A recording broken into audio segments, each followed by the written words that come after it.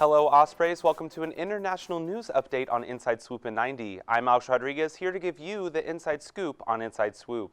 While President Trump himself is at a global conference in Switzerland, his trial for impeachment unfolds at the Capitol. The trial goes underway Tuesday afternoon with a few ground rules as the first order of business. Some of the proposed rules include phones being banned from the chamber during proceedings and the right to close the proceedings to debate in private, meaning the cameras can be shut off and non-members of the Senate may be kicked out at any time. They intend the trial to proceed 6 days a week, excluding Sunday, until they can come to a decision. Meanwhile, there are 6 dead and 291 infected by a new coronavirus in China, which targets the respiratory system. Face masks are selling out and temperature checks at airports and train stations have become the norm.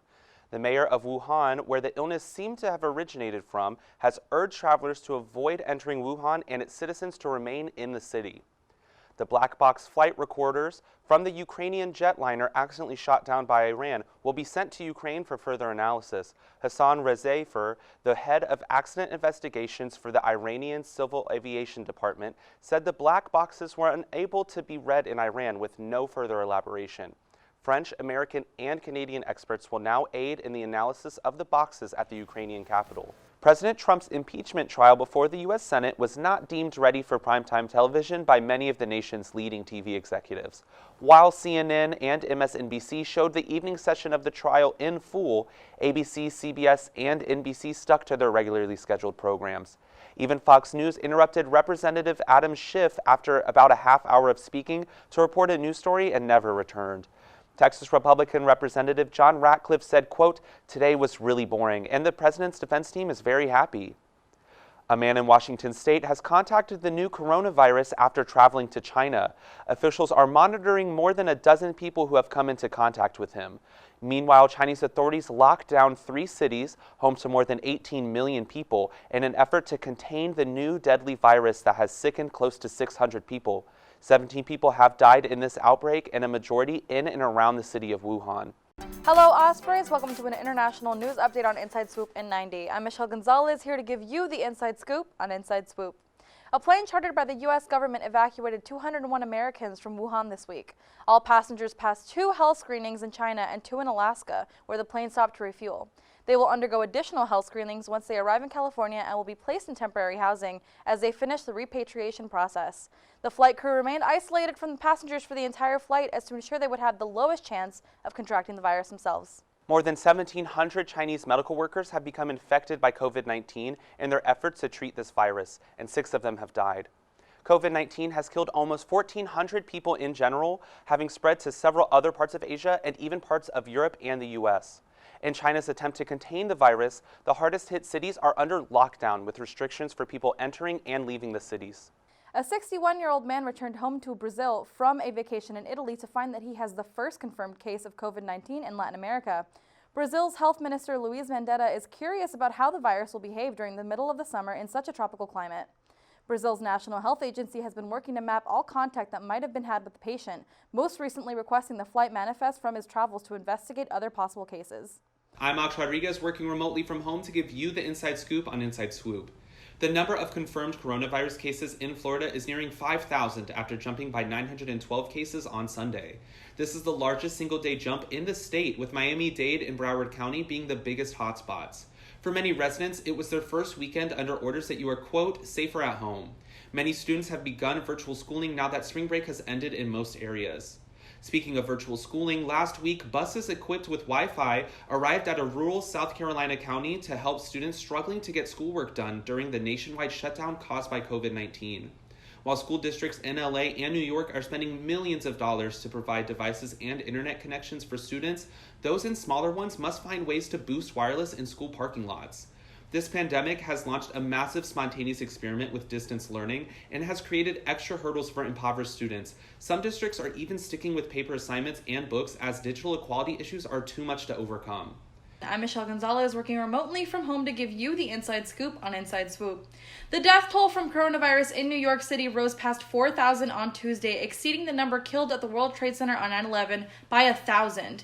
New York recorded its biggest one-day jump with 731 new coronavirus deaths, making the statewide toll 5,500. AP reports New York Governor Andrew Cuomo said the number of hospital admissions and of those receiving breathing tubes are dropping, which indicates social distancing measures are succeeding. In fact, over the past several days, number of deaths appear to be leveling off. Cuomo said, quote, "You see that plateauing because of what we're doing. If we don't do it, that's a much different curve." Wuhan, the Chinese city where many believe coronavirus originated, no longer has any hospitalized patients, according to the Hubei Province Health Commission. While Hubei has no more suspected cases in its hospitals, 1,728 people are still being monitored closely because they had close contact with the infected. While China isn't free of the disease, with cases still found in Shanghai and Beijing, the Hubei province accounted for more than 80% of the country's deaths, which is currently over 4,800. On the opposite end of the spectrum, Brazil is becoming a hotspot for the virus, with hospitals and cemeteries becoming overwhelmed, according to AP.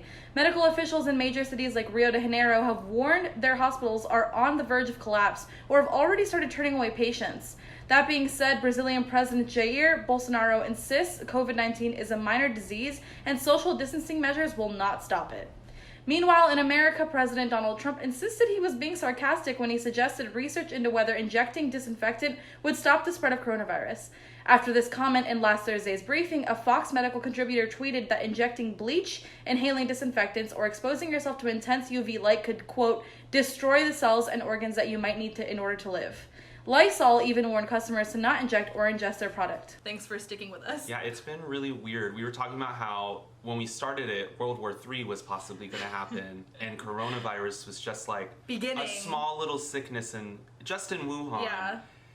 Thank you for welcoming me into your home so that we could continue to do this and bring this to you guys. It's been awesome, and thank you for sticking with us. All right. That was your Inside Scoop. on Inside Swoop. Have a great rest of your day. Are we done? Yeah. We're done! Aw, this is really sad. So I'm making a video for you, Ken, so you can see we have... What we've rigged Yeah. together. So we have the green screen on two like chairs that are lower than her stool because the problem we were having was the black border, like it was just always in the shot unless it was like a close-up. We've got the lights on both sides and we like marked them off. Oh yeah, we have like little marks. You have to kind of, I feel like... The lights have to hit the sides of it and not me necessarily, Yeah. so that everything isn't dark. And then we just have my camera on like my gimbal. I mean, but you could obviously use a tripod. You're good, Gabby. You can walk. This is Say just hi for camera. again. And then we just stacked all these boxes to put in her bunch of computer boxes. there. So she reads it like right over the camera. And then we tried yesterday with the microphone in the actual camera. It's really bad sound quality. So instead we put it into her phone and we'll just have to sync the audio. Which is what we did the first time because our phone just kind of just handles the sound better. I agree. That's your info.